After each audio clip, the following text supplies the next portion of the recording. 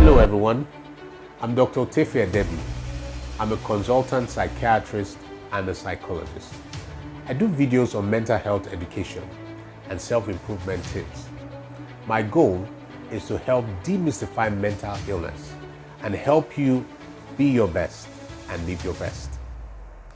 On today's video, I will be talking about risk factors for clinical depression and some treatment strategies to manage depression.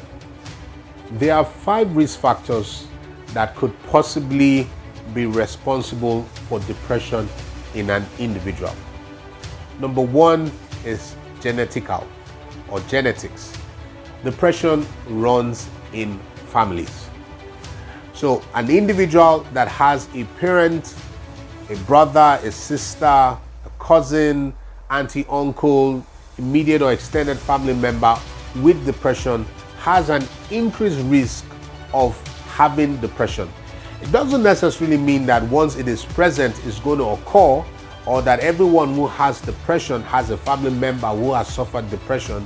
No, that's not the case, but it surely does increase the risk.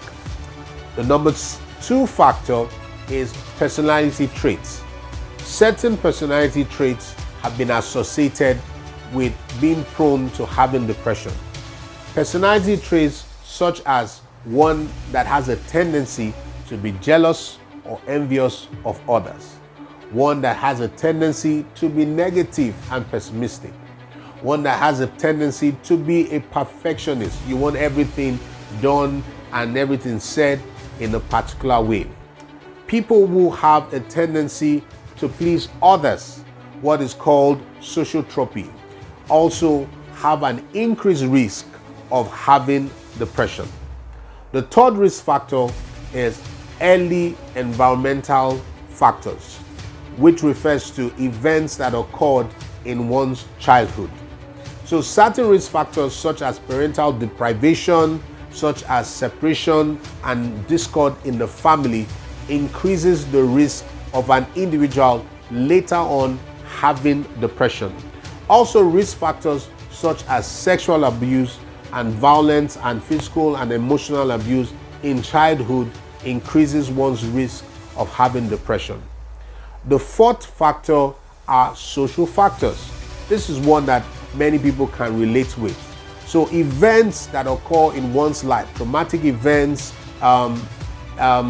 devastating events, they may not even necessarily be devastating events, but events that are perceived as loss or events that are perceived as an entrapment, like you are in a situation, or events perceived as a large embarrassment.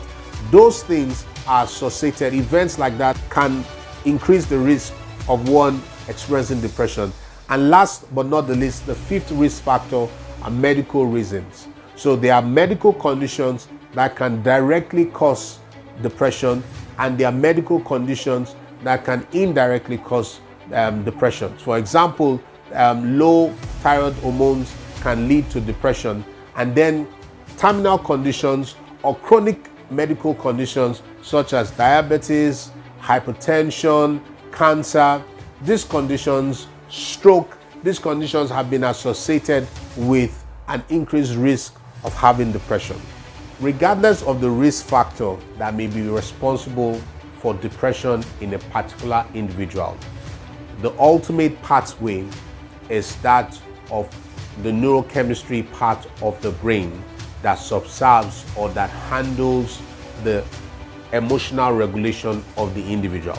So there are actual chemical changes going on in the brain as a result of all these risk factors, and thereby leading to the symptoms and the signs of depression that we see in the individual.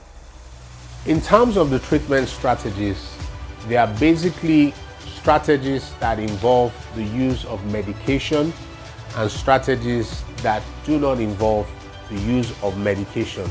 So generally, one can say there are 3 basic strategies: strategies with medication, strategies without medication, and strategies combining both. So there are non-medication strategies such as light therapy, exercise, aromatherapy, and the likes. And there are medication therapies, even ECT. It's not a medication, that's electroconvulsive therapy. It's not a medication, but these are different methods in which strategies are used to manage depression. And also, you also have CBT, different forms of therapy, cognitive behavioral therapy, which are the non-medication methods. And then you have varying medications that are used in the management of depression. And sometimes you do the combination of both the medication and these other treatment strategies. I hope this has been helpful. Just in case it has, do me a favor, share this video with someone that you think will benefit from it. And just in case you have not already subscribed to my YouTube channel, and I discuss about mental health issues and self-improvement tips, please do so. Help spread the word.